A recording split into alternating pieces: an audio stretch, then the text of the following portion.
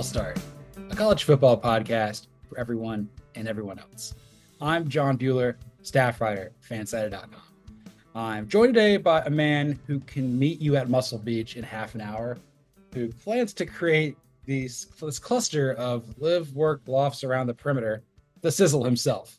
Cody Williams, content director at fansided.com. I saw your billboards.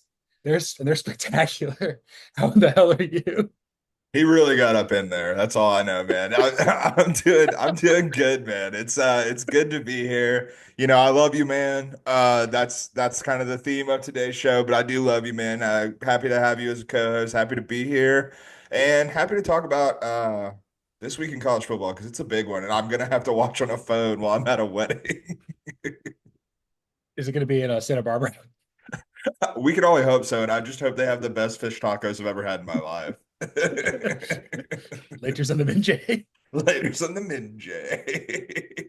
Yes, I love you too, man. Yeah, we're gonna do an I love you, man themed episode today. So every segment's gonna have like a quote from the movie ahead of it. And for just like Novocaine, we're gonna get Rushified. Obviously, have to do it. Have to. I know. I don't know where to start other than this. Here we go, Galaxy. Here we go. Yes, our first and 15, we are gonna return the favor with some Big Ten energy. I can't believe that made the show, but it's perfect. So good. I can't believe it made Sandy's engagement party toast. So here we are. I know it was spectacular. That's But yeah, we're kind of I think the big question is like, will the winner of Ohio State and Oregon return the favor, of being ranked inside the top three? Well, the loser, they're gonna go back to like crop dusting your house, basically. yeah, it smells like fart in here for sure. And this game, I I think it's the impact of it is going to be more so than like normal 2-3 matchups than what we normally see because we've talked about it ad nauseum at this point, but like I do think that like both of these teams are relatively unproven. I do think that the perception of Ohio State is greater. So if Ohio State goes into Eugene and loses this game, then yes, that's going to be a something that boosts Oregon's resume and boosts the perception of Oregon in a pretty big way. But I also think it could be detrimental to Ohio State. Whereas if Ohio State wins this game, then they either stay at 2 or move up to number 1. But I also think that it's going to like be confirmation bias for what we said about Oregon, where it's like, okay, this team really isn't as good as we thought. Like, yes, they're at number 3 in the polls right now, but that's because of what's happened behind them or ahead of them previously. Because let's not forget, after the first couple of weeks, they dropped down to the bottom of the top 10. So like, this isn't a team that the AP voters have been particularly high on. No, I think when we did our mock 12 team brackets, I think we both had Oregon at 8. So Yeah. like that's about what it is. And I wrote this thing for fansided.com earlier in the week, and it just changed the entire game. It was just like, I don't want to write about this or that. I'm gonna write something that's just buried way further down on the channel. So let's rank the standings by FPI and percentage chance of them getting to the playoff. Obviously, Ohio State is tied with Texas for the best at like 91-2. And Oregon's like sixth at 66%. And there's only, I think, like 9 teams that are better than 50-50, including Indiana. So, I mean, the loser of this game is still going to be very much in the playoff mix. They're not going to get dinged too Yeah. badly. It'll be eerily similar to what we saw with Georgia losing to Alabama in some Yeah. capacity. Like, it's going to take a lot for one of these teams to not make it in. But, like, if you win and Texas loses, that team goes to 1. And if you Mhm. lose, I mean, if Oregon loses, I think they probably would actually go to 8. Ohio State would probably go to like 6 or something like that. Yeah, I think that's probably about right. Maybe even 5, depending on what else happens. Because I mean, it is a loaded week where a lot of stuff can happen. So like, it's very much going to be interesting to see what happens between these two teams. I'm gonna go ahead and tell you, I'm gonna save my pick for the end of the episode because I do have this game in one of the just like Novocaine. So don't want to necessarily spoil that when we make picks there. Oh, actually, I don't have this one. I have every other big game on the slate. So I I do have this one there too. So okay. I have this one in there. Okay, so you can save your pick. We'll do that. But I like this isn't necessarily knocking Oregon, but I think Ohio State is just in a really great position for this game too. And that has nothing to do necessarily with what I think about Oregon, because I think this Oregon defense, as unimpressed as I've been with Dylan Gabriel running Will Stein's offense, I am impressed with what this defense has started to come around with. Like since the Ashton Genty game, since he ran wild on them and really pushed Oregon to the brink, this defense has really put the clamps on. Granted, they haven't played a particularly good offense, but like they've suffocated every offense that they've played to this point in the way that you want a high-end defense to play. So that has impressed me. But I think the biggest advantage that Ohio State has in this game is they've had the luxury of just being on cruise control to this point. I fully believe that we have not seen maybe even like 50% of what Chip Kelly has in the playbook to this point in the season. And I think that that's particularly advantageous playing this game at Autzen Stadium, because if you come out there and you show something kind of like Alabama did to Georgia, honestly, where Kalen DeBoer just hit Kirby Smart in the mouth with things he hadn't seen before. We saw Kirby even talk about it during the halftime interview where he was like, "Oh, they're running more empty than I've seen all season, yada yada yada." And I'm just like, Kirby, you look like that's not the best look for Kirby, because he very clearly got caught off guard. But I think we could see Dan Lanning in a very similar situation after this, where Oregon is at a deficit. You've got the crowd completely taken out of it in Eugene, and Ohio State's able to kind of just run away with it from there. You bring up a great point. I think right now, through 6 weeks, Ohio State's the only team in the country that we haven't seen like empty the barrel thus far. Everybody Yeah. else has. Like, I feel Texas did it to, flex on Michigan. They've already done it. Obviously, Georgia and Alabama have done it. I don't know if Penn State quite all the way has, but Yeah. like maybe a little bit versus Illinois. But like that's probably the next team that I think that like hasn't like completely like emptied the clip or the magazine or whatever's going on there. They haven't they've subscribed to so many issues of a Vibe magazine over there at Happy Valley. Yeah, I know one person who has emptied the clip. Dylan Stewart at South Carolina. It's still my favorite sack celebration I've ever seen. Just absolutely Yeah. just on Jackson Dart. He was down 24, which lessened the impact when he did it. But no, I'm absolutely you're absolutely right. Like they are the one team this season, because Texas has emptied the clip a little bit. I also think that Texas had to show a little bit more than they wanted to going to Arch Manning. I Yeah. think that like with an inexperienced and relatively unproven quarterback, like you have to open up the playbook a little bit more than you would want to, more than I think you would have to with Quinn Ewers. We know Sark has a deep playbook, so there probably is still a little bit in there, but like legitimately, Ohio State has been just running the most vanilla offense possible, and it's going to catch Oregon off guard. So, and I think it's going to have the advantage in the first half of taking the crowd out of it. And so I just see I see so many more paths to victory for Ohio State in this one, particularly again, I think this Ohio State defense is really damn good. I think this Oregon offensive line has improved and gotten healthier from earlier in the year, but I still don't think it's an elite unit. I think it's a worse unit than the one we saw last year. And when you're going up against guys like JTT and Jack Sawyer, that's a problem. You're going to have a bad time, especially the more I've been thinking about it this week, something I've thought about is, we talk about Dylan Gabriel just not kind of being a step down from what Bo Nix was.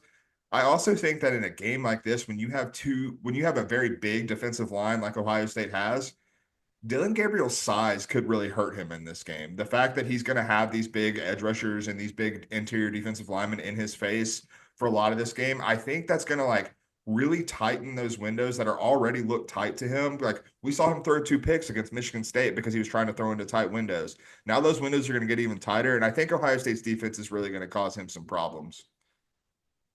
I'm right there with you. Obviously I'll pick the game later when the time comes, so to Yes, speak. yeah. But I think it's like coordinator bowl. And I think whatever team Mm, wins, their coordinator becomes a head coach. And it's not Chip Kelly. I'm talking about Jim Knowles or Will Stein. right. So I've I've been thinking about this. So obviously the Chip Kelly of it all, going back to Eugene's. I mean, even though you coach at UCLA, again, it's different. It's like you're on a level playing field, whereas UCLA was just the sissy blue shirts, little brother school, and everything like Hellacious that. ass, as you like to say. Yes, hellacious ass. It's really becoming part of the Buhler vernacular this fall. It's been quite amazing. Quite a quite a revelation, so to speak. But I kind of feel that like Will Stein's going to be like calling a tight game because he's knowing he's going up against Chip Kelly. Also, I don't know if you saw Chip Kelly at the press conference. What's going on with his forehead? Who could possibly say? Look, the Chip Kelly aesthetic is something that we can't really justify. He's looking more and more like Anwar Sadat every day.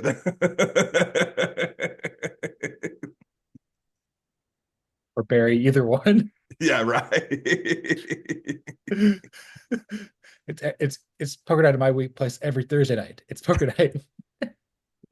Oh my God. I wonder if he's dating a seven. I have no idea. Also, Jamie Presley, don't discredit yourself like that. You're beautiful. That's right. Absolutely. 2 decades of beauty right there. My name is Earl. That's May have to be Jeff Beebe for Halloween. absolutely has to be done.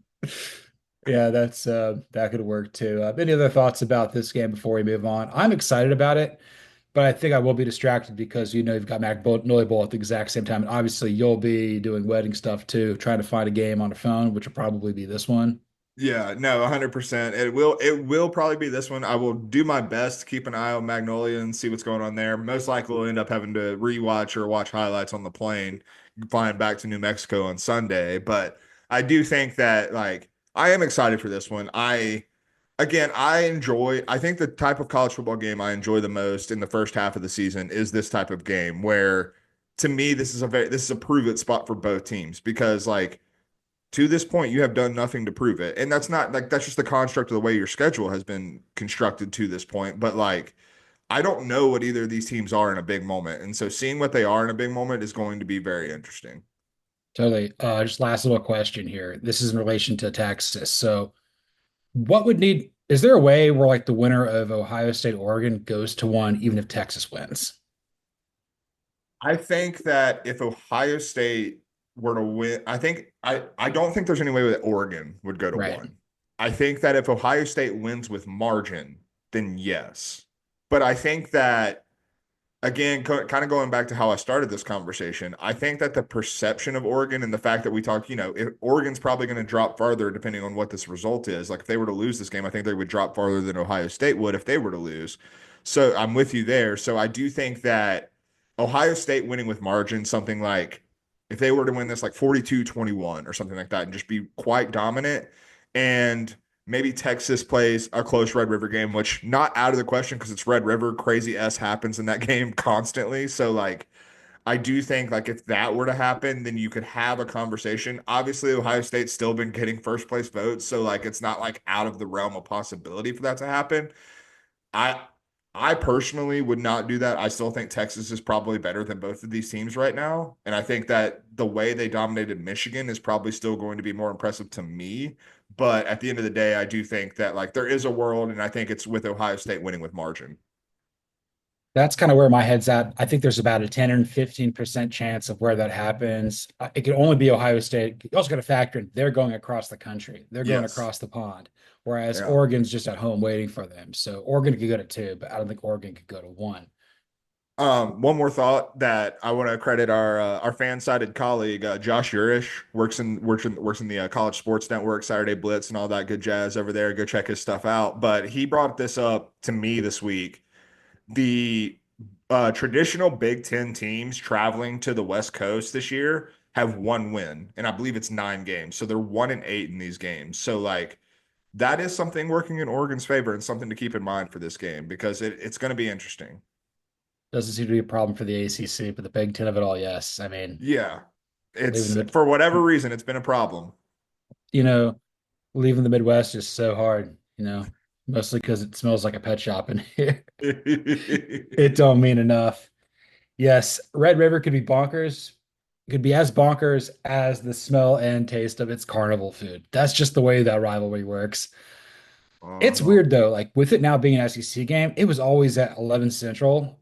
Like, but Yeah. now it's like the mid-afternoon kick. So that's going to be going on at the same time as Bulldog Bulldog. And I have to, well, I got to watch Bulldog Bulldog, but obviously you need to watch this game for work purposes too, and really want to. But like, just it's one of those rivalry games where like just when you think that the other team has no chance, they flip this game on the head. So like last year, Dylan Gabriel had his best game as a collegiate, wearing the hat, and then he left for Oregon. And then like a year ago, like Texas obliterated Oregon, and then the year before, Oregon obliterated Texas. It's like that's what this rivalry's been since Sark and Venables have been there. No, it really has. And like it is making me that the nature of this rivalry is making me less confident in Texas by the day because like I don't think there's any debate between us. Like Texas is clearly the better team in this matchup. Texas Yeah. should clearly dominate this matchup. The odds makers obviously think so. Texas is a 14.5 point favorite in this game.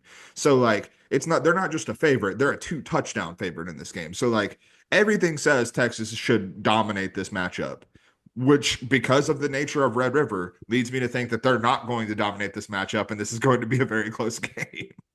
And there's also the Georgia of it all. I think the stretch of Red River and then Georgia back-to-back weeks, I think Texas would be very happy to split. I mean, they're not going to publicly say that. They're like, yeah, we want both wins, obviously, but like Yeah, just given this, it's like you almost feel like you're overlooking your biggest rival, which is yeah, Oklahoma and not Texas A&M, little brother. yeah. Little brother can pipe down on that one.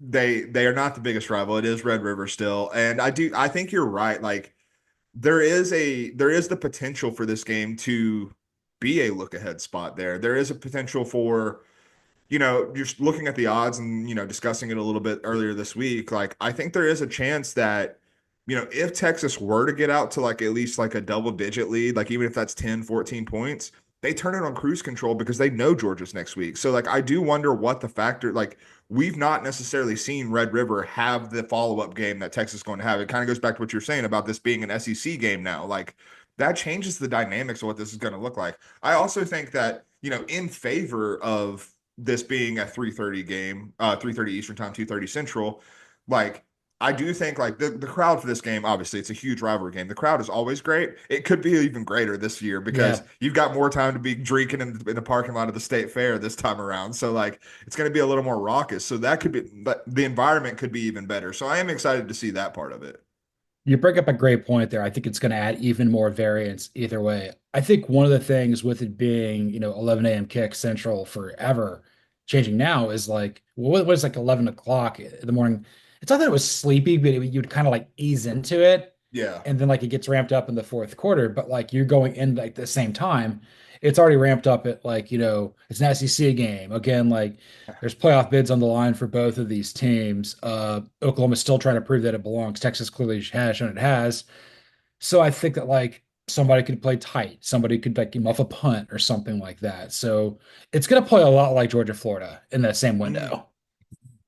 I So yeah, excuse me. No, I like that comparison. Like I think that makes a lot of sense. And like I do think it could like when you were describing that, it does seem like the granted Georgia Alabama got a little off the rails in the first half, but a lot of Georgia big games, like you look back at the Georgia Clemson game, like that first half was sleepy as can be, man. And like, was it 6-0 at halftime or 6-3, yeah, something like something. that? Yeah, like we didn't have 10 points total on the board at the end of the first half. And like we've seen that before in Red River. I do wonder if that changes a little bit with this later start. I do wonder if we just see them come out of the gates firing. I think that's entirely in the realm of possibility. So like it's going like the thing I keep coming back to with this game beyond like who I'm picking, what I think Oklahoma could be capable of in this game. The thing I keep coming back to is like I freaking love Red River, man. It's one of Yeah. my favorite rivalry games to watch. It is like as someone who is largely agnostic when it comes to most of these big rivalry games, like sorry, the South's oldest rivalry between North Carolina and Virginia, like it doesn't really get my blood boiling because those aren't football powers. You know what I mean?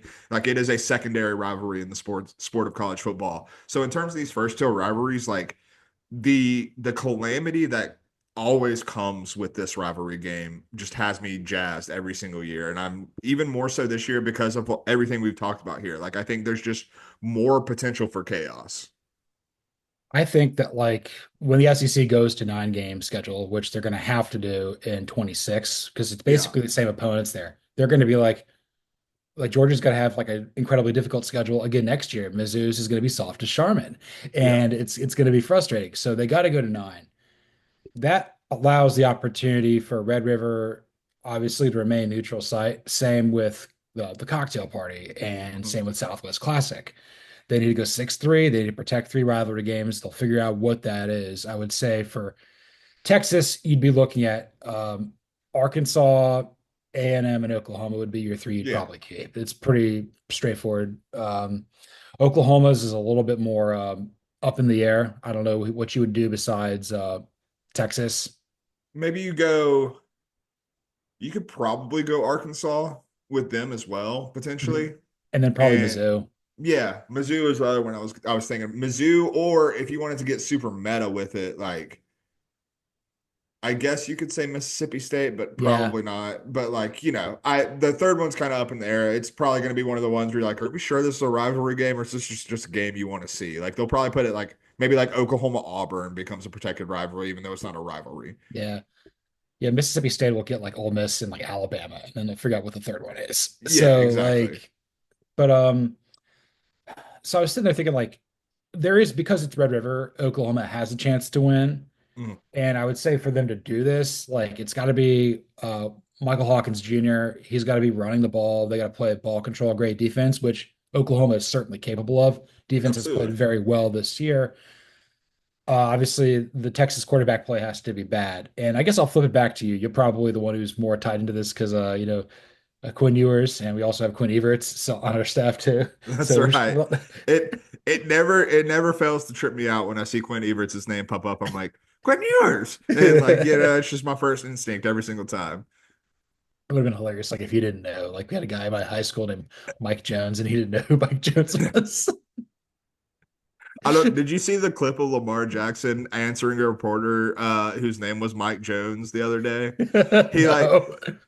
he's like Mike Jones from wherever he's from, and like you see Lamar like the light bulb click for him, and the dude's asking his question, and Lamar has no idea what the dude is saying, and he's like Mike Jones, who? And then he's like, "Sorry, what was your question?" And like he had no idea what the question asked was. I love Lamar Jackson. He's one of one. He really is. He is like he's the other kind of Florida man. He really is. He's the good kind of Florida man for sure. But I guess I'll go back to this with the Texas quarterbacks. It seems like all signs are pointing to Quinn, you were starting in this game. And you hmm mentioned this before, like what happens if Quinn Ewers doesn't play well or they lose? Do you go to Arch? And it becomes this whole quarterback controversy thing that I don't, that's the last thing Texas needs right now. No, it definitely is. I I'm of two minds with this. One, I don't think you can make the switch to Arch Manning no matter what happens in this game, simply because I don't think Arch Manning and the Manning family wants that. I think that the way this season has played out is absolutely what they would want. They got him experience, they got him a little bit of SEC experience, but like he's still as good as he still showed some warts. Particularly the UL Monroe game, he didn't look his best, and I think that that's a learning experience that you can build off of when he comes back next year and is QB1. And I also think the other factor of this is no matter what happens in Red River, we still know that Quinn Ewers has played well in these big games. And obviously the Georgia game looming next week is a huge game. That's a tough environment to throw Arch Manning into with the limited experience he has, especially when Quinn Ewers, no matter what happens in this game, his track record says that in these big games, he is going to show up and he is going to give your team at least a chance to win the game. For sure. I think that the Mannings kind of want to take a play out of the playbook of Malik Murphy, what he did last hmm year with the Longhorns, and now getting the start at Duke. Duke has one loss, but they're a lot better than what we thought. hmm I think at the start of the year, what did you project them to be? I thought they were like to be like 7-5 or something like that. Yeah, like a fringe bowl team, like kind of like 5 to 7, 7-5 range. Like I think that's kind of where I saw them as. It's like you could talk me into any one of those outcomes, but I don't think the upside is necessarily there. And now they're the Vandy of the ACC. I mean that in a very Of positive course. way. Yeah, no, absolutely. That is for sure a big time boom for them. And I guess like the last thing I've got, unless you've got something else here, I want to talk about like playoff implications here with Texas and Mhm, Oklahoma. On a previous show, it might have been with you, might have been with our colleague Alicia De Artola Castillo. I was of the belief that Georgia, Texas, and Alabama could go 9-3 with their schedules and get in. Georgia absolutely could. mhm, I don't know if Alabama can with the Vandy loss, although Vandy's probably going to be about an 8-4 team and finish the mhm. top 25. Texas, could they do they have to be 10-2, or what is a loss here kind of impact for them? Because they still got to play Georgia, they still got to play A&M, and I think they got somebody else too.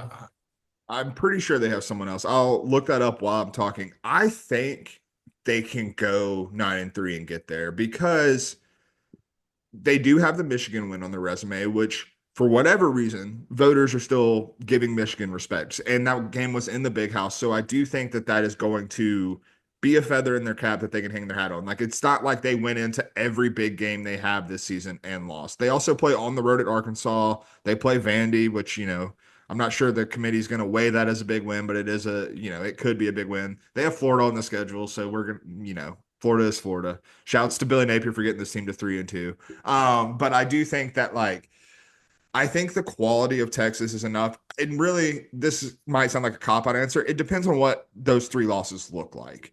If you get blown out by Georgia, then 9-3 becomes a little bit more harder to swallow. Like I think it would take 10-2 and a win at A&M to get into the playoff at that point, because I think that's going to weigh in the minds that, oh, you're not on the level of these elite caliber teams.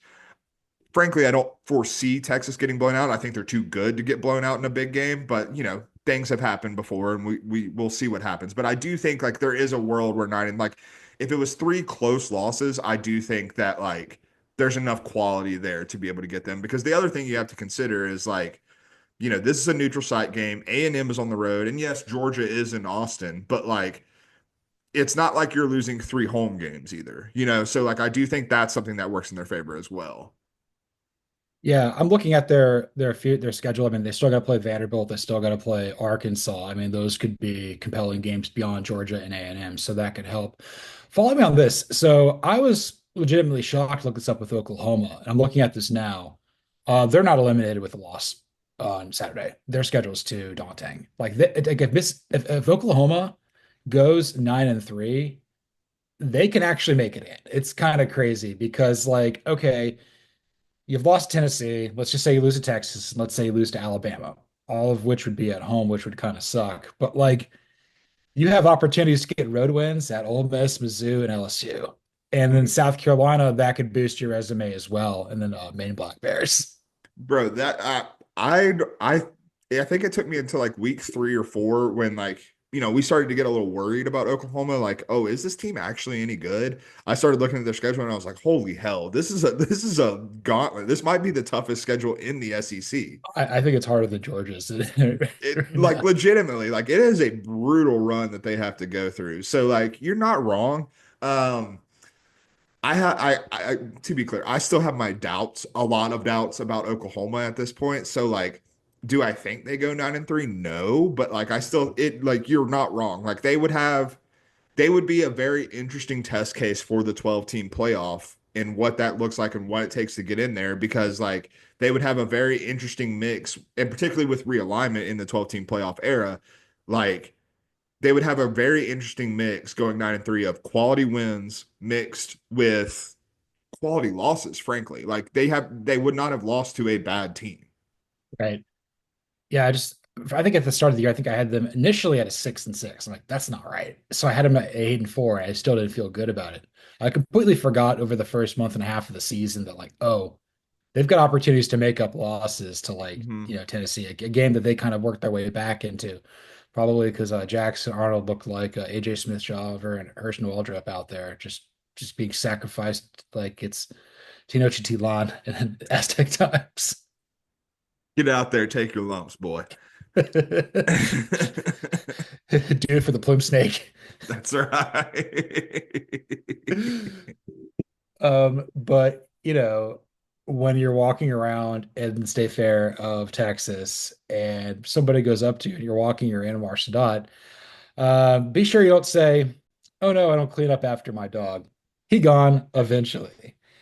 Yes. So the another big game. There's another one on the schedule with Penn State going to USC.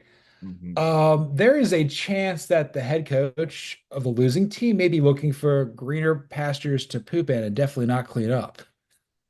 I don't clean up after my dog, man. Run, run. He's got I mean, between Lincoln Riley and James Franklin, who's more likely to wear Uggs, board shorts, and what in a blazer? brother, come on. We know it's Lincoln Riley. Like, it's not even close. Like, James Franklin would not be caught dead in Uggs. He thinks he's too cool for that. Lincoln Riley thinks that is cool. And that's the key difference between these two head coaches. But no, this game obviously lost a little bit of luster with USC falling to Minnesota last week. But I do think that, like, I was talking with Josh Yorish again earlier this week, and I asked him of like the three like fringe, very much outside of the playoff picture now teams that lost last week with Missouri, Michigan, and USC. Which did like we had a discussion of who do we feel more confident in? And I'll ask you this before I give my answer, but like which of those three teams do you feel more confident in still being able to like work their way back in maybe not the playoff picture, but like not drop off precipitously? Which three teams again? Just make sure I'm No, USC, Michigan, and Missouri. right. That's exactly okay. Which of those do I feel the most confident to work their way back into the playoff picture? It's like picking between one of the three stages. It's just not. It It's not a really good is. exercise. Um, I would say it's Missouri Okay. because I feel that they got really embarrassed, and Eli's a good coach. They've got a lot of pride there. They've been playing really well. First time that people are like really trying to buy into Mizzou, and they got kicked in the teeth and they lost them all. I kind of feel that like, yeah, the schedule is not very good, but I would venture to guess that Mizzou is going to win about 9 or 10 games. Michigan, I'm like, that's 7-win team, Yeah. and there could be a chance where like if USC loses this game, I think there's a chance that there's a lot of quit on the Trojans roster. The Bear Yeah. Alexander stink of the world is on them.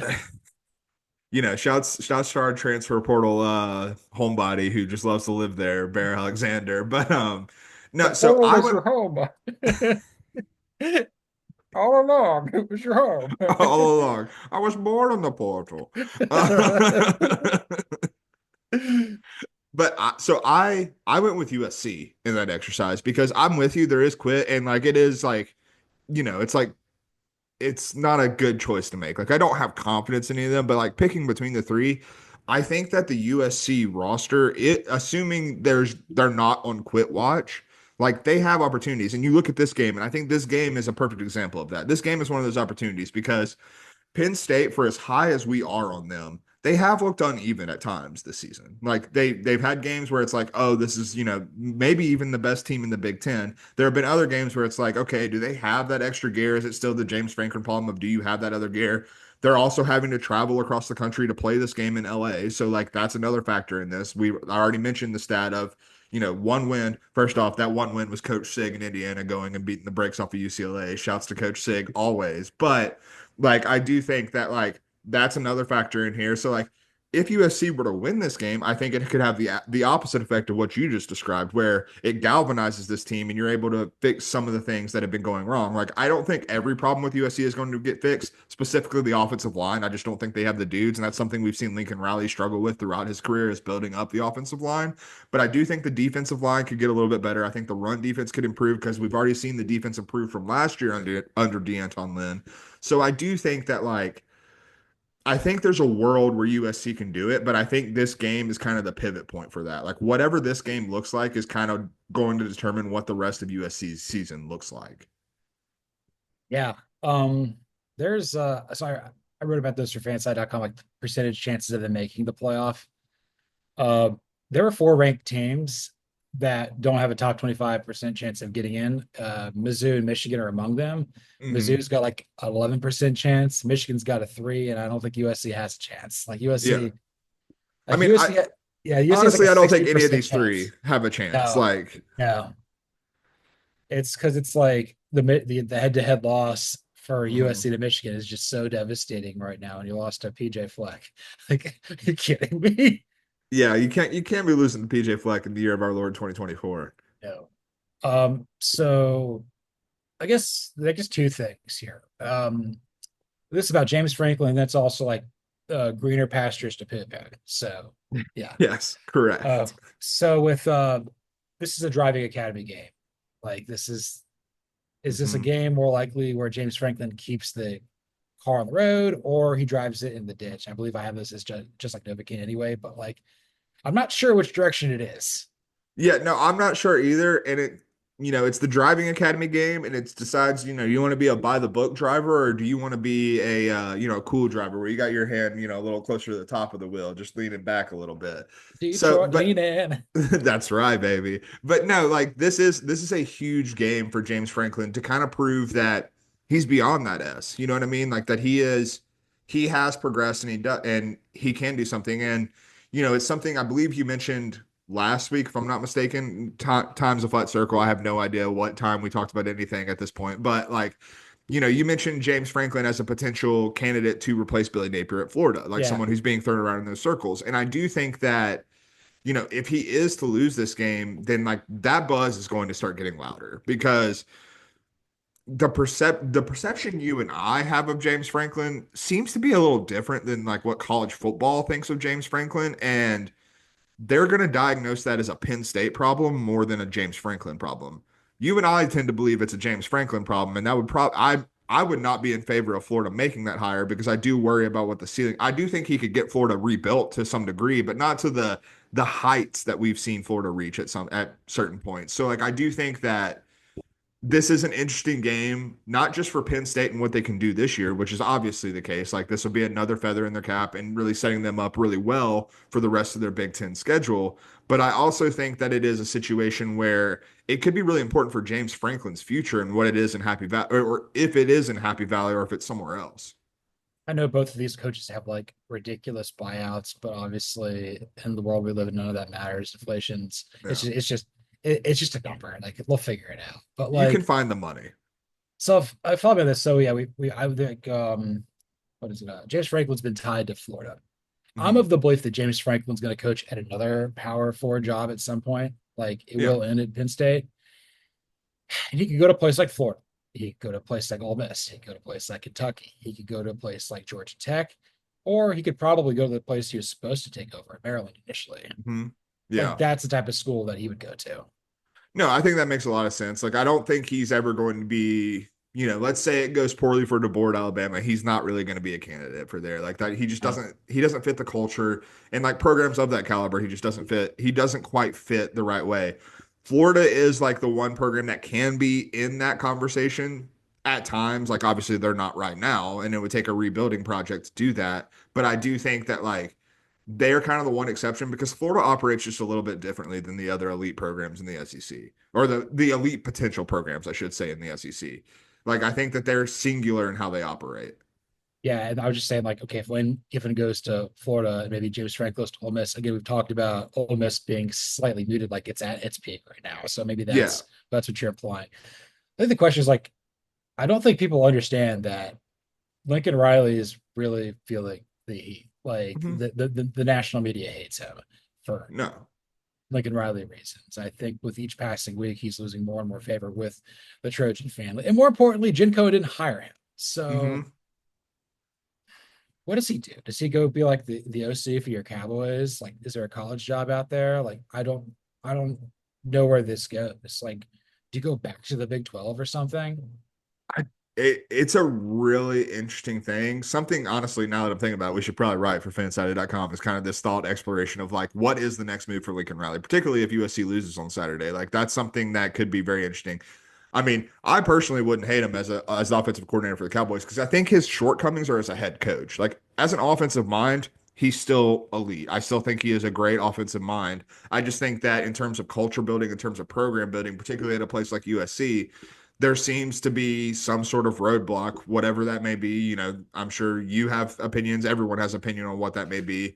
I do as well. But like, I do think, like, I think that I think that a higher end offensive coordinator job, particularly in the NFL, is probably the next move. Like, I think he needs to get away from college for a little bit if this continues going south this season, because I think that, you know, for all of the good things he did at Oklahoma, at the end of the day, he did not finish the job. You know what I'm saying? Like he got him to the playoff, but he never won a playoff game. So like, what does that actually mean getting to the playoff? Like, congratulations, you had success in a Big 12 that was down. Texas was not what they are now at that point. So like, I think that we're kind of realizing the full picture of Lincoln Riley maybe isn't quite as pretty as we once thought it was. I just kind of feel Cliff Kingsbury, but he just lies better in interviews. That's kind of what He's I've a cool noticed. liar, man. He's a cool liar, yeah.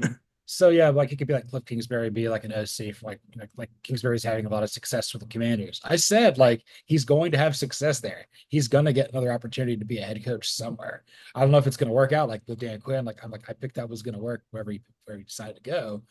But I'm like, yeah, this is gonna work. I do have two college jobs. If Lincoln Riley just leaves in the middle of the night like a Mayflower moving van from Baltimore to Indianapolis.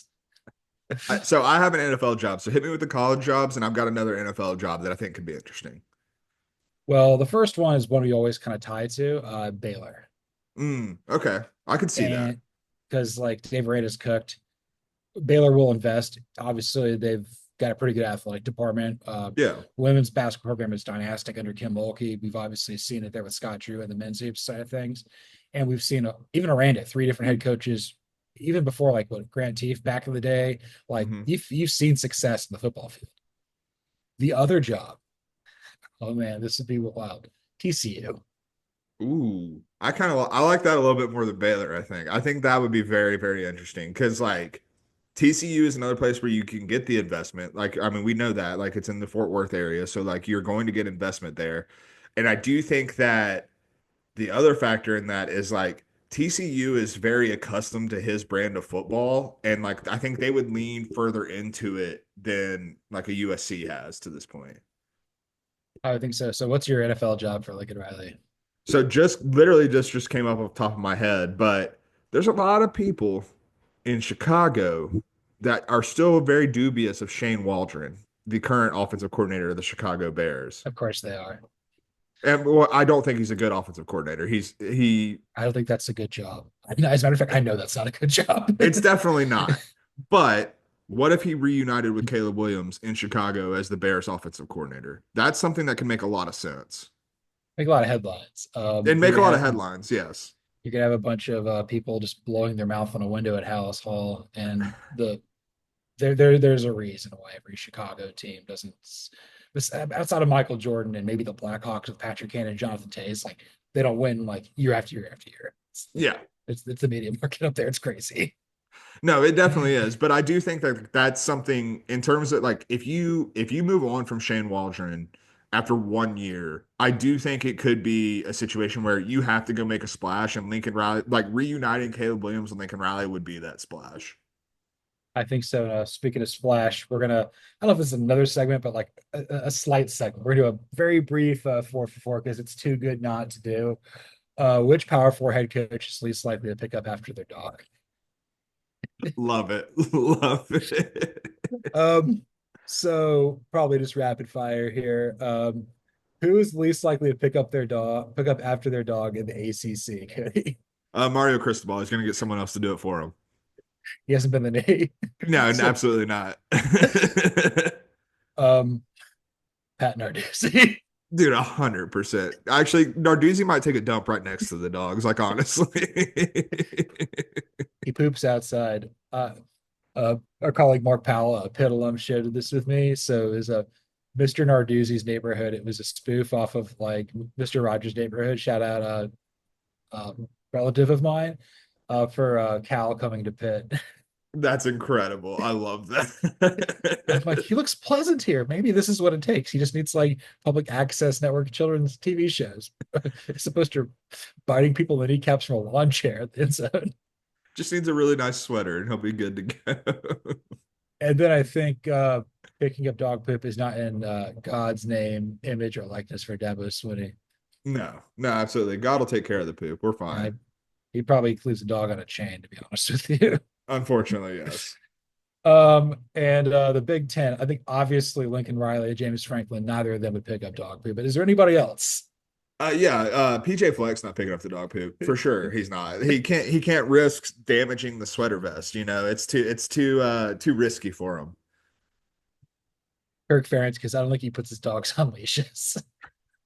He has wild dogs. It's actually just a wolf, quite frankly. What's your dog's name? Its name is Wolf, and he's a wolf. Its name is Balto.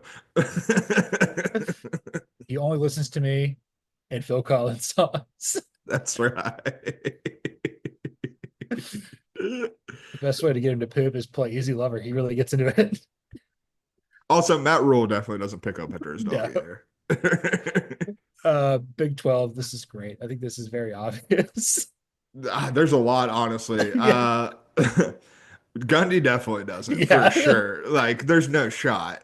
He Yeah. just lets him run free on a ranch, and like probably not even his ranch. He's like he drops him off at another ranch, and is like, "Go get it, boy. Go get it, Gator." Gator, which go poop in their yard, make their fertilizer look better because I'm tired of looking at their ass house. That's Trust me, right. this is going to make your yard better in the spring. But like other coaches, like Sonny Dykes for sure doesn't. Like, there's no shot, no way in hell. Yeah, Matt he's Campbell, on the other hand, Matt Campbell definitely picks up after his dog. Matt Campbell's just a by the book guy. He like has like a utility belt with those little poop bags on it. the claw. Yeah, absolutely. He's got bags. He's got all different sizes. Like, do you have a cute little poop, or do you have like a human sized thing, or plus? He's like, yeah, A we got it. Huron size poop, if you will. That Whole Foods bag isn't full of food. That's right. Deion Sanders doesn't pick up either. Oh no, God no. And the SEC. The SEC, see, honestly, you can just run down the entire conference because I can't see a lot of them doing it, quite frankly. Lane definitely does not. There's no like he has never picked up Juice's poop once in his entire life. That's a phrase. Hugh Freeze. Oh no, God no. You can't pick up poop from the hospital bed. Uh, Brian Kelly would get Robert Sala, who needs a job right now, to go pick up the poop. Yes, absolutely. He And, would. and Steve Sarkisian, no touching poop. No touching poop. Venables definitely picks up his that Venables might be the one I'm most confident in picking up the poop. He probably yelled at Dabo at Clemson for not picking up the poop. He, That he for sure picks happened. he picks up his own poop. That's right. Fun with feces. Oh my God. The league of the league. Fun with feces. Oh, Bob forever Bob unclean. Bob Man The Baba equipment. Man. Baba Man. I told you I had the Mr. McGiblets costume for Halloween. Yeah. It's There was like a little mesh you could like drink Coors Light through it. So it's just pouring it down. I go outside, there's like a photo of me just with it like down to my waist. And I'm just drinking it. Coors Light looked like something out of a sick carnival. hell yes. Saw 11, Mr. McGiblets. And speaking of poop, chocolate. Chocolat? Yeah, chocolate with Johnny Depp. Yes. We're gonna do some do Haas or do Haas with the Magnolia Bowl. This is fun because I've completely changed my tune on this. But is the loser of the Magnolia Bowl completely out of the college football playoff picture between Ole Miss and LSU? I'm going Duhast 1S. Like, I think that both of these teams have like we're at the halfway point of the season basically, and I don't think either of these teams has built up enough goodwill to be able to take like a loss in this game. Like, you already obviously both already have a loss on your resume. Neither of those losses looks good because USC has decided to S the bed. So like LSU's lost to them in the season opener doesn't look quite as good. They also almost lost to South Carolina. Like, the resume's just not been impressive. So another loss here, and it kind of just looks like, okay, maybe you just aren't an elite team. On the Ole Miss side of things, obviously the loss to Kentucky does not look good on the resume. And if you go and you lose one of the first like true big game on your schedule, that's also not a good look. So like I think that based on the perception of these two teams, it's going to be really hard to recover. There are games opportunities for sure, but like I think that the perception is going to put them really behind the eight ball, whoever loses this game. Yes, I go back and forth on this, but I'm gonna go Duhast two S's. I'm gonna Ooh, disagree okay. with you. Hit me with the So reasoning. it's different for both teams. You would think like just from like a very straightforward perspective, like no way, like two losses, they're out. The schedule's not that tough. The one thing you have to remember with LSU, even though they've got I think it's basically this game's in Baton Rouge too. They're Hmm. the home dog. So I believe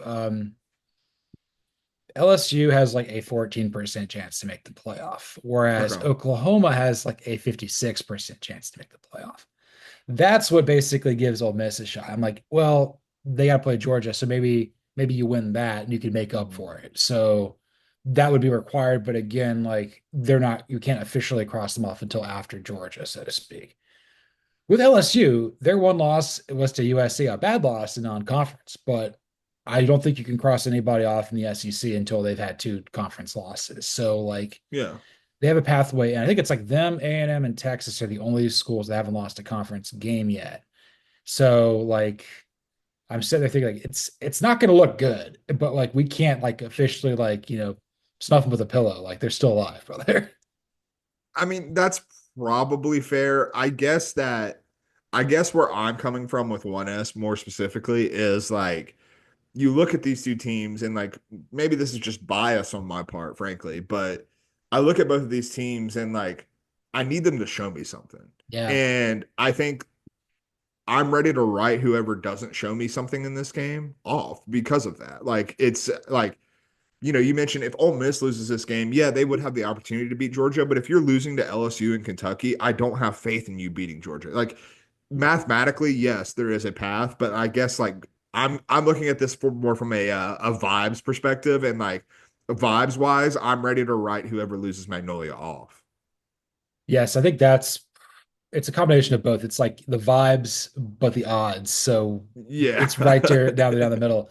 So yes, Ole Miss would have the opportunity to avenge this loss versus Georgia, but with what we've seen out of them, if they lose to Kentucky and LSU, probably not.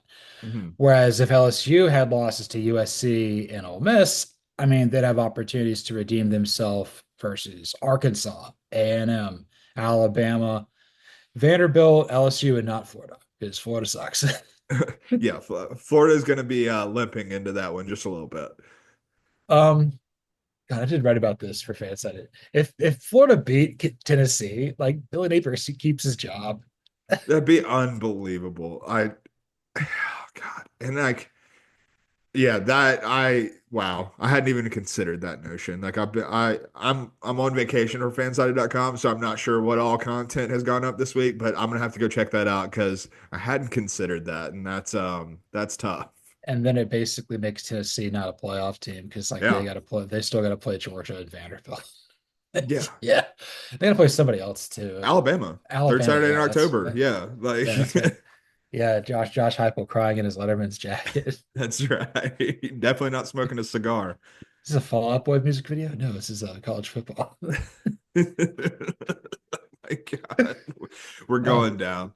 any other thoughts about Magnolia, or we can move on to the next topic? I do think that I am excited for this one. Like, I think that, again, I like a game where I'm looking for two teams to prove it to me. And whether or not that means it's going to be as exciting as Red River, I'm not quite sure. But I do think that, like, these are two teams that I still think have untapped upside that we have not seen this year. And so maybe this is the game where one of them turns a corner. And so I'm excited to see what happens. This game was bonkers last year. I don't think it's going to be quite as bonkers this year. Like that's a tough bar to reach, but I do think that we could see I think it's going to be a good one. You should definitely make sure you have this on some sort of screen. I'm going to try my best to do it when I'm working on my phone. For sure. This has to be a protected rivalry for both, right? Like it has to. Oh, I think So so. Absolutely. so Ole Miss, you'd have Mississippi State, LSU, probably Vandy, I guess would be the other one, maybe. Yeah, something like that. Like I think they're another team where like the third one is kind of up in the air. And then LSU would have Ole Miss, A&M, and then Would you go I, Bama? it's either Bama or Arkansas. So Yeah. yeah, because Bama would be Auburn. I think it'd be LSU. No, the Arkansas has already got four because Yeah. yeah. Well, I don't know. Bama would definitely have Auburn. Bama would definitely have Tennessee, and then it's either Hmm. Mississippi State or like LSU. But LSU Alabama's great recently, but it's not a traditional rivalry. It's like Georgia Tennessee. It's the same thing Yeah. So it'll be interesting to see when they move to 9 games, what that does end up looking like. for sure. Got one other thought that just came to me that's really good Yeah. about this. We talked about the previously when I completely brain farted and felt like, okay, what three teams are you talking about? And obviously, it was Missouri, Michigan, and USC. Yeah. But like on that scale, like the loser of Magnolia, like how are the vibes feeling compared to those three teams after last week? Like, is it that bad? which one does it feel most like, you think?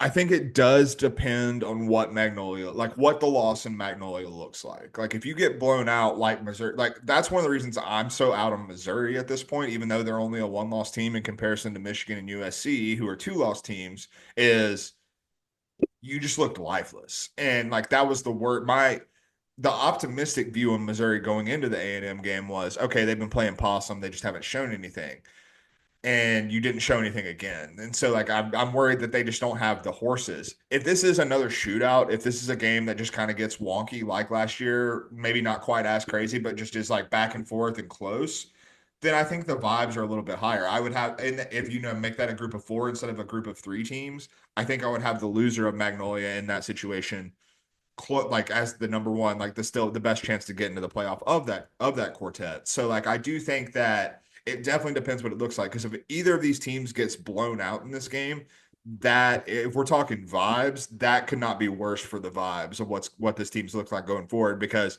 again, these are two teams that frankly have not shown it to us entirely yet. So like if you come out in a big game, a rivalry game, and you don't show it again, then I'm gonna look at you and think, okay, you just don't have it.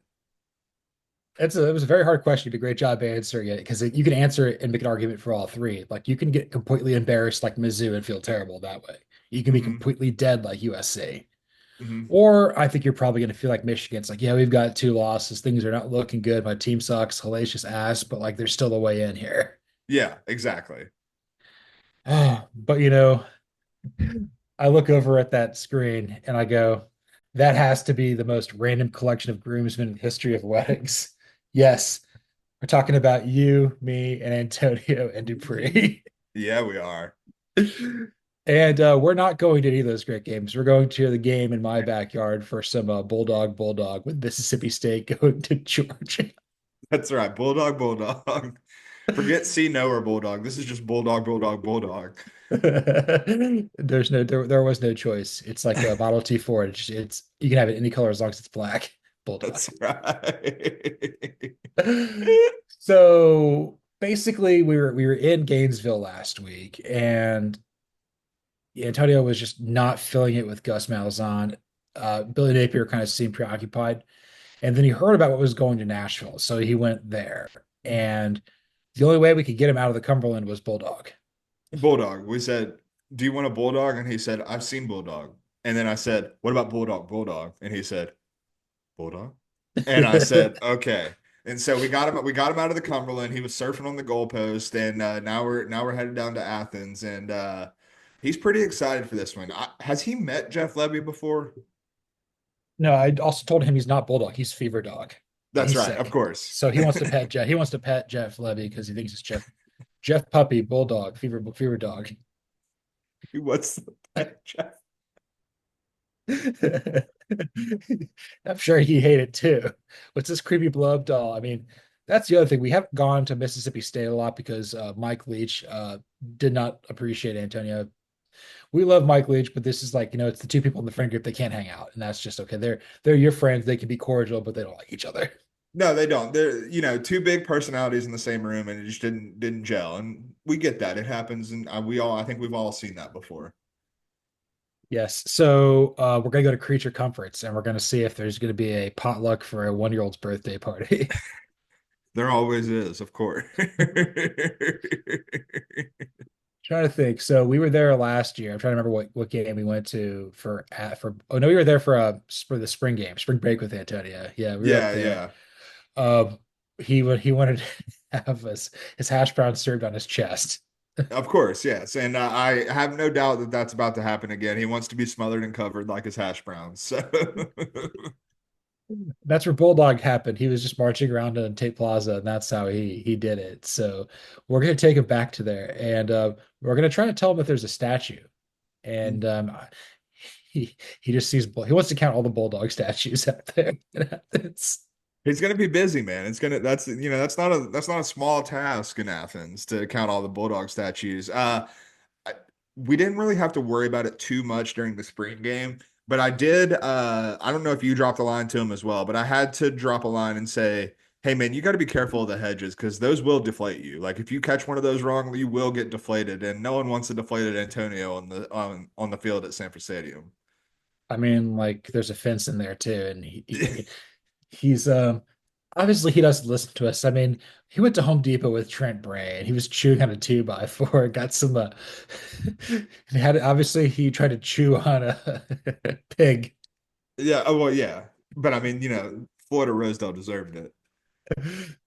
So we also told him like with Bulldog, there's also the North Avenue Bridge. There is, yes, and we know Antonio loves a body of water. He loves a body of water. He likes making new friends, and if you can do both at the same time, that's called perfection. I had to tell him not every bridge is over a body of water. He didn't really buy that, so we'll see what happens. No, obviously he's not going to drive. He's going to finance this. He'll stay under the bridge, and we're going to stay somewhere that's not the bridge because we have pride.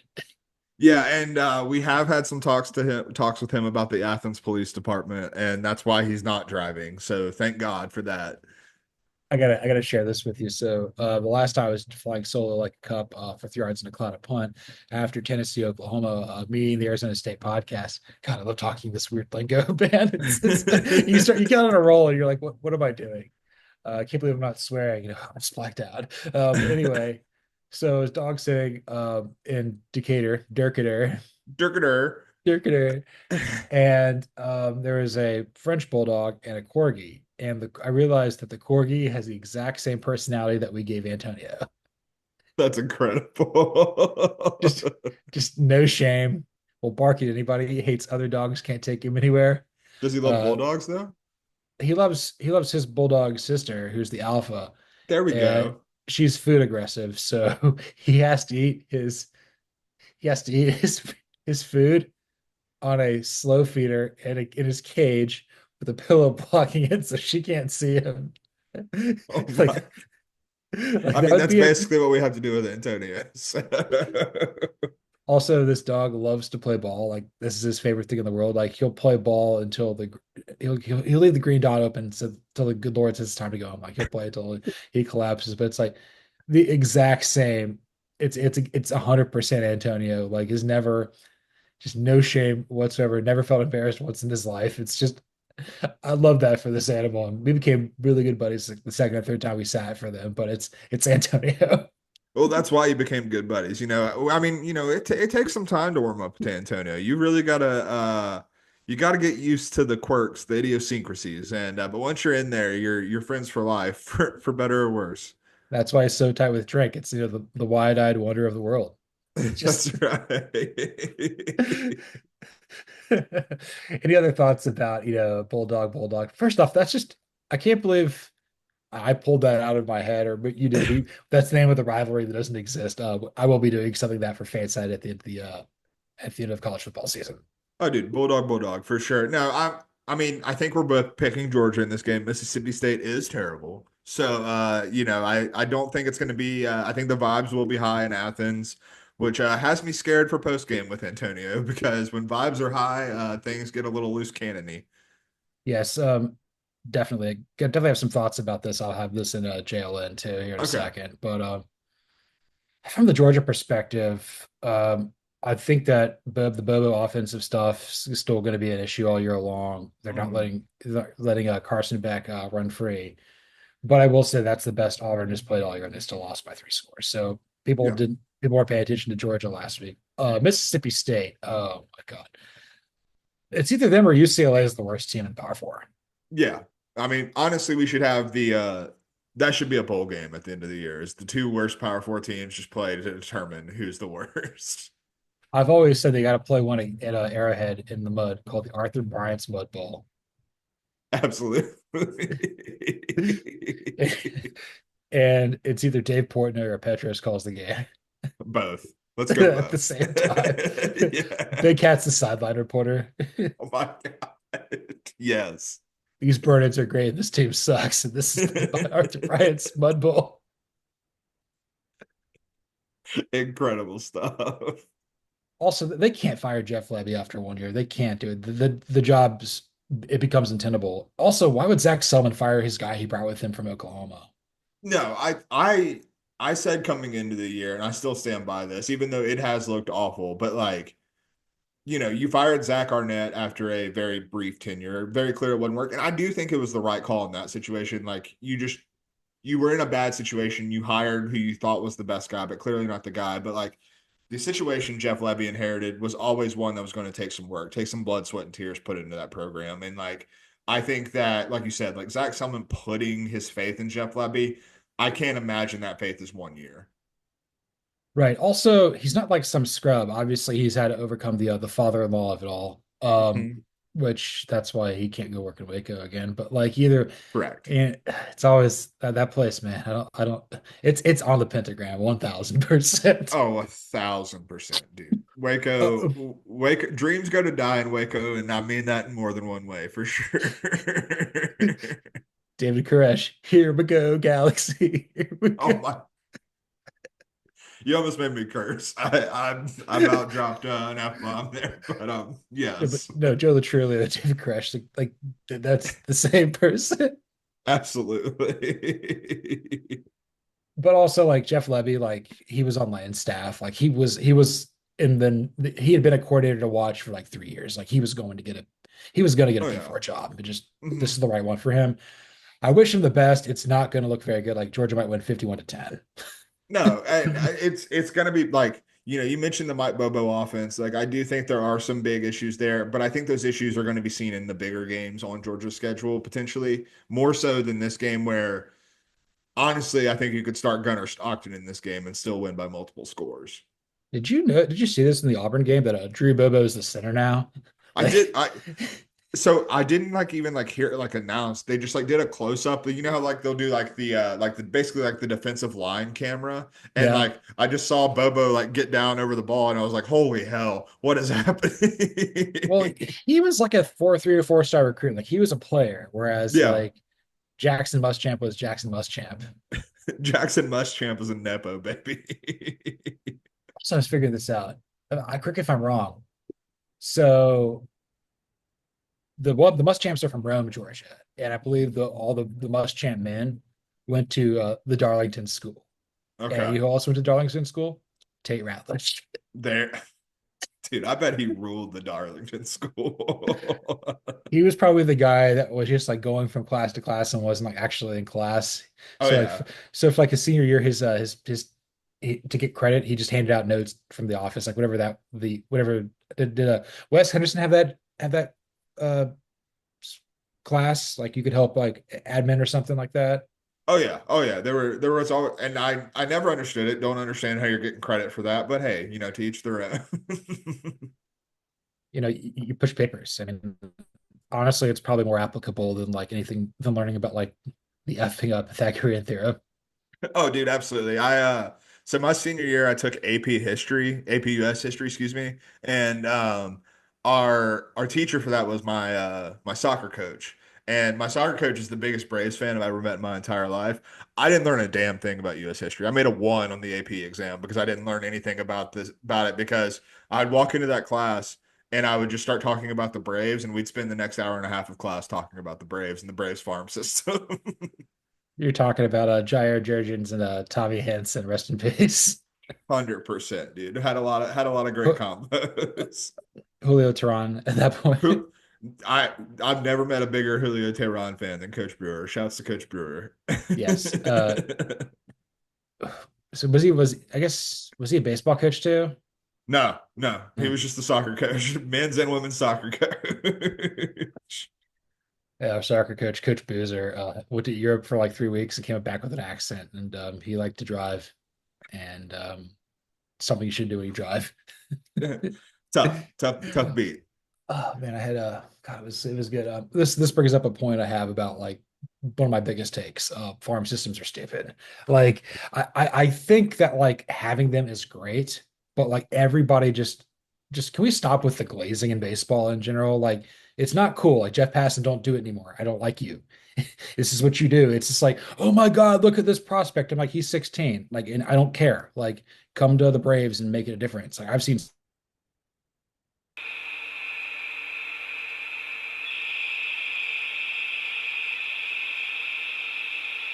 Okay, that was weird. Yeah, we're back now. Apparently my crazy Braves takes broke Cody's internet twice now. Yeah. Twice, yes, twice Um, indeed.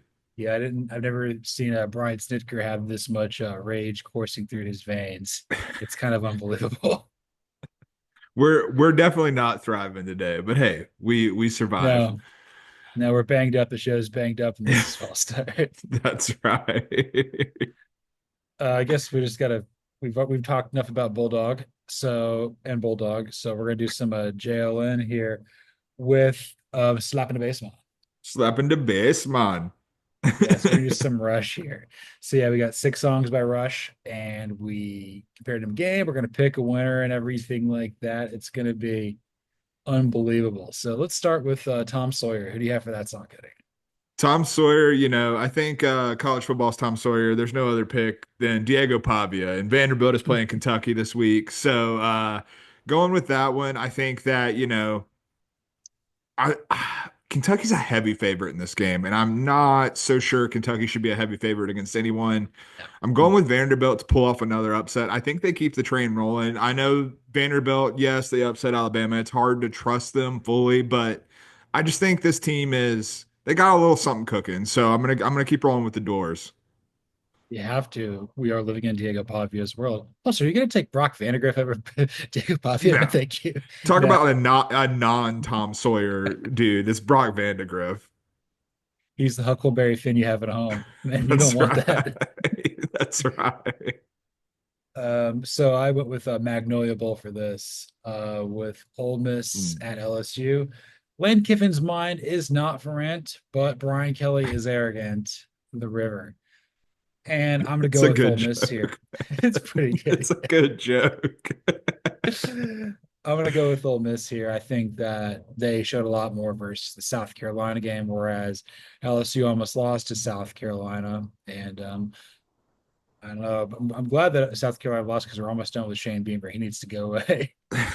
Definitely. Who do you got for Limelight? For Limelight, I've got two coaches who handle the limelight quite differently, and that's Penn State visiting USC. James Oh Franklin, yeah, the driver, he drives into that limelight, then drives right out of it because he can't really handle it. Lincoln Riley loves it, not sure why, because it's kind of biting him in the ass right now. But I'm going with Penn State in this one. As the more I've looked into this matchup, the more I've thought about it, the less confident I am in the Nittany Lions. I do think they're obviously the better team, but I don't know, man. The West Coast trip, James Franklin in a big game, James Franklin in a game that now looks like more like he's supposed to win. I'm getting a little worried about it, but I'm going with the Nittany Lions. Gonna maintain my faith in them in this game. I got that game coming up a little bit later. I like the fact you mentioned, does Lincoln Riley like the Limelight? I think he likes Bud Light Lime, and that's what he drinks while he burns his brisket to a crisp. Hey, you got to wash it down somehow. You got to have some sort of liquid. I've got Red River for this game. Mm. All the worlds need a stage, and we are merely players. That's kind of what's going on at the State Fair of Texas. Not really a whole hell of a lot to say about that. I am taking the Longhorns to win here, but Limelight's my favorite song by Rush. It's also the name of the band party at my fraternity. Apparently, so Bueller time story time. Hopefully, the internet doesn't crash on us again. I can't believe I gotta hear this one again. It's okay. It's fine. Oh God, what a Or day. I could be lying too. It doesn't matter. We're not wearing pants either. It's just that's just it. Oh God. So when I was a sophomore, I lived in the house and I lived in an 8 by 8 by 8 cube. I come back from spring break and the shelving just ripped out of the wall, just probably because I put something up there that didn't work. So there was another room in the house that was available, slightly bigger, had a cool desk in there, didn't have a window. Uh, we'll call that room the Helen Keller room, just because you couldn't see or hear anything in there. You didn't know if it was 3 a.m. or 3 p.m. Your own darkness retreat. Yeah, pretty much. Was really nobody ever came out of that room better. I'll leave it at that. But what they did was with my open room, they turned it into like a speakeasy and they painted it green Mm. and called it Club Limelight, which people would basically just drink a taka out of the handle and then draw phallic symbols on the wall with Sharpie. It was great. Love it. Absolutely. Like Jonah Hill and super bad. That's who everyone became in that room. Yeah, he was a great brother. He hated cleaning, and it was really awkward when my dad and I had to paint over that room when we moved out. I'm sure. Kind of blacked that out from my memory, but yeah, we had to do that. We are merely players, I guess. And who is tuning into the spirit of the radio?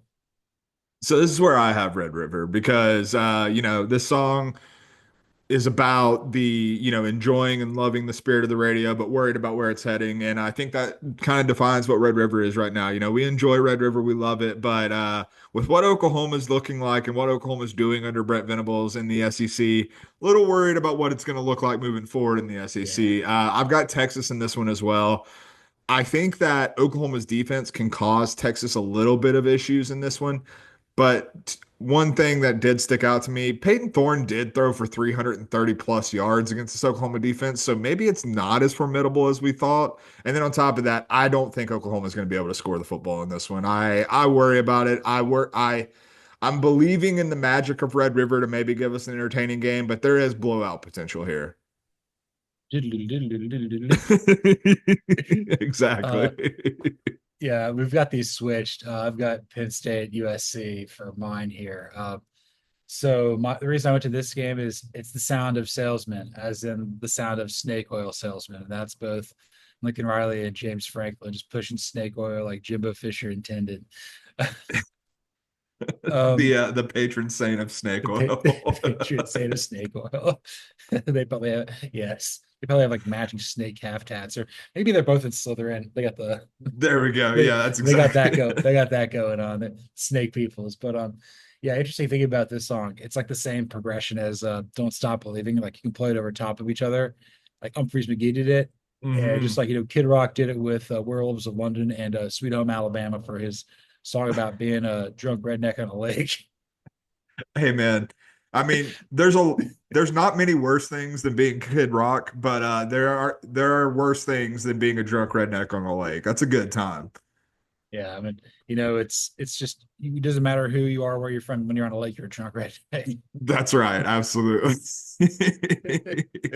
And, speaking of drunk rednecks, who's a working man? Who's your pick for Penn State USC? Oh We yeah, didn't get Penn your pick. State. Yeah, Penn State. Okay, Yeah, yeah. just I'm making not. sure.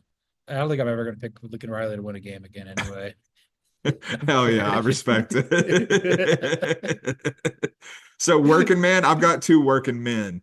That is Kyle Whittingham, who coaches a man who I'm not sure works anymore, and Cam Rising because he's 27 years old and not playing quarterback apparently.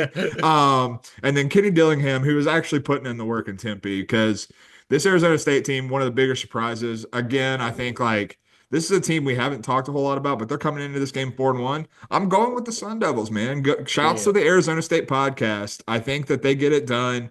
I refuse to believe that Cam Rising's playing in this game, regardless of what Kyle Whittingham is telling us. And this Arizona State team, I think they're devoid of talent, but I believe in Kenny Dillingham as a coach. I think totally blanking on his name. Sam Levitt. I knew yeah. Sam, and I about said like Sam Heaney, and I don't know who that is. I don't think that's a real person, but Sam Levitt It should be. looks like they've got something. Looks like they've got something cooking there with him. So I'm going with Arizona State to pull off the upset on Friday night. Yeah, friend of the program, Kenny. Just is it like a full team to you? Yeah, exactly. Also, Cam Rising is not a working man. I mean, he can't even lift a finger because his fingers are broken. I think they just got to chop them off. That's right. He's going to be the Deion Sanders of hands. Yes, the fingers he has. Can't wait to see some long haired dude with a claw walking around on Greenwood behind my apartment. Kyle, take my strong hand. Give yourself a big hand. I bet you stand up. The scary movie went places that nobody wanted. That's right. Usually with these games, I end up picking power four teams, but you're gonna like this one. I got Miami, Ohio at Eastern Michigan. They ain't got no time for living, yeah, because they're working all the time at the factory. That's right, baby. You gotta go to the factory. Love a little action. Yeah, I've got Eastern Michigan winning this game. They're a sneaky dark horse contender to win the group of five. I think they're 4-1 or 5-1. Their only loss is to Washington. It's a bad one, but like Mac's been feisty. Mike Mac has shown that they can pretty much hang with anybody. If Army or Navy falter, if Boise State falters, I mean, maybe they're in it because Liberty's only going to go 11-0 because they don't have the app game. Yeah, That got and I canceled. mean, I don't know if you watched Liberty on Tuesday night, but this isn't the same Liberty team. I still believe in Jamie Chadwell as a coach, but I think they're showing a little bit of regression right now. Yeah, Jamie Chadwell. That's one way to spell Jamie. That it is indeed a way to spell Jamie. Yeah, I got Eastern Michigan smashing some center blocks in the parking lot, and it's going to be great. They're going to be getting closer to bowl eligibility. Who do you got for time standstill? This is where I have Magnolia this week, and I Okay. think time's going to stand still for whoever loses this game, and may stand still regardless. And let's be frank about it, time's been standing still for a long time in Mississippi and Louisiana too, as well. But I'm going with Ole Miss to win this one. I just have a little bit more faith. LSU still looks like way too flawed a team. I think one thing, getting a little numbery on y'all, but LSU's coverage grade is like one of the worst in the country. I believe it's outside of the top 110. Reminder, there are 134 FBS schools, so that's not where you want to be outside of the top 110. And Ole Miss has the weapons to take advantage of that. And I think Ole Miss showed a lot getting up off the mat after the Kentucky loss and handling South Carolina. So I'm going with Ole Miss in this one. LSU goes from DBU to DPU. PU for sure, dude. So, instead of Robert Sala having to look for a place to valet park cars in Baton Rouge, I mean, maybe Brian Kelly is going to join him doing that in Green Bay, Wisconsin. Maybe, man. Don't know where Jeff Halfley ends up in that equation, but I don't think we care at this point. I don't think Bill O'Brien cares either. No, not at all, man. Jeff Halfley's story. Jeff Halfley's story, no one cared. It's like Rickety Cricket. It's like it's just everything bad's happened to him. Pipe explodes in his face. That's right. Still better than Chestnut Hill, I would say. Absolutely. Absolutely. This is where I've got Ohio State, Oregon for time stand still because time will stand still because at that moment, both of those teams will be ranked inside the top three. After this, that ain't happening. So Hmm. I'm taking the Buckeyes over the Ducks. I feel the Buckeyes have an extra gear they haven't shown yet, and Dan Lanning may have to get an X through the rib tat. Tough, tough, tough beat for him. I think I said this earlier. It's been a while. This recording session has ended up taking like 3 hours because of Yeah. internet issues, but I am also on Ohio State for this game. Also, the Chip Kelly of it all. I mean, the dude's forehead. It's looking crazy. He's killing it, man. Uh, imagine if Dan Lanning's like, I only got one other set of ribs to do this to. It's like Norman Rockwell. It's like the cross through tattoo. He has the ribs that he has, man. We're running out of real estate. And we're running out of real estate in this program. We got one more. Let's go. Let's finish with Fly By Night. Yeah, this is by far the sickest game I have for slapping the base here. But we've got Minnesota visiting UCLA late on Saturday night. Um, I can honestly say this will probably be not be a game that makes the phone while I'm at the wedding, unfortunately for them. But they're flying by night. You got the flight from Minnesota out to LA. You've got two teams that are trying to fly by night and really just struggling in the Big Ten right now. But I'm going with UCLA to pull off the upset. I mentioned earlier in the program that teams traveling out west from the Big Ten have really struggled to this point in the season. I think that Minnesota is a prime candidate to do that. I think they're being overvalued after we saw them beat USC, which I think is more of a USC problem. And UCLA has to look at this game as, they may be soft teddy bears out there instead of Bruins, but this might be the game where the teddy bear fights back. It might be like Ted when he gets pissed off about Flash Gordon. Sometimes Charmin fights back. That's right. Amen to that, brother. We all been there. We all been there, man. It's a different time. Yeah. Who's gonna watch that game? Nobody. Dude, I literally like unless they're giving away tickets, that's going to be an empty ass stadium.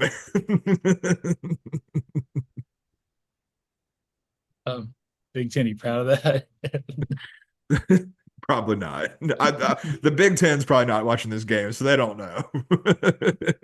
The game ended. Oh, cool. Yeah. Good job. Way to play. Way to play. Way to play. Way to play. This is my nightmare. Ready to play. Ready to play. I don't do sports with women, and I don't do mission at UCLA in the Big Ten. Oh my God. Glad this made the pod. So I'm gonna finish with fly by night with Kansas State at Colorado because fly by night away from here. Um, Mhm. yeah, I think Kansas State's gonna want to fly away, like Lenny Kravitz. So we should also do Lenny Kravitz. We Kiss like definitely should. yeah. I think Colorado's gonna win, and if Colorado wins, we got to start taking them pretty seriously as a contender to win the Big 12 because they'd be like knocking on the doorstep of Iowa State, BYU at this point. Yeah, I mean, Colorado. That's one of my upset picks this week is Colorado getting this win. I think they're a uniquely bad matchup. They showed against UCF 2 weeks ago that they can stop a quarterback-based run game, which doesn't bode well for Avery Johnson, who hasn't proven he can throw the damn ball yet. And then on top of that, like, yeah, there's so much oxygen spent on Colorado and the drama that we're not talking about the fact this is a 4-1 football team, and like we might be talking about that after this week. For sure. And all I was thinking about is just like the clip from like the Rock and Roll Hall of Fame I had with like everybody playing like Robert Johnson's Crossroads. Also, that song's cursed. People die after Yes. playing that song. But they've got what they got DMC from Run DMC, and they got Chuck D from Public Enemy, and then they got Geddy Lee in the back slapping the bass like it's just Getting after it. just it hits it so hard. I was not prepared for that. Like Tom Morello of Rage Against the Machine Audio Slave just looks over and he's just like, what the heck? We get him to play bass for us. What the hell is this? What effect are you using? Just my fingers, brother.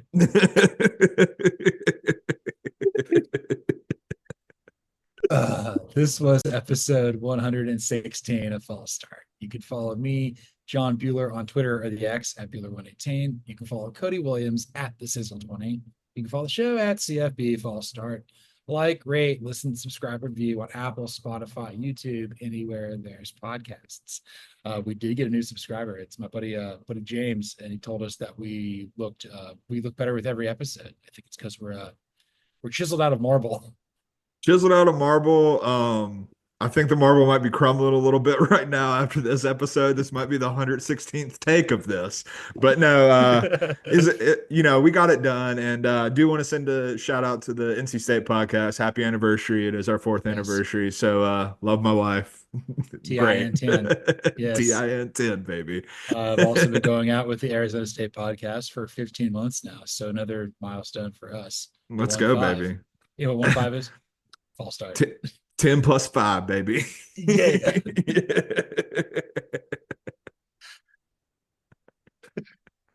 Later's on the mid J, and this is False Start.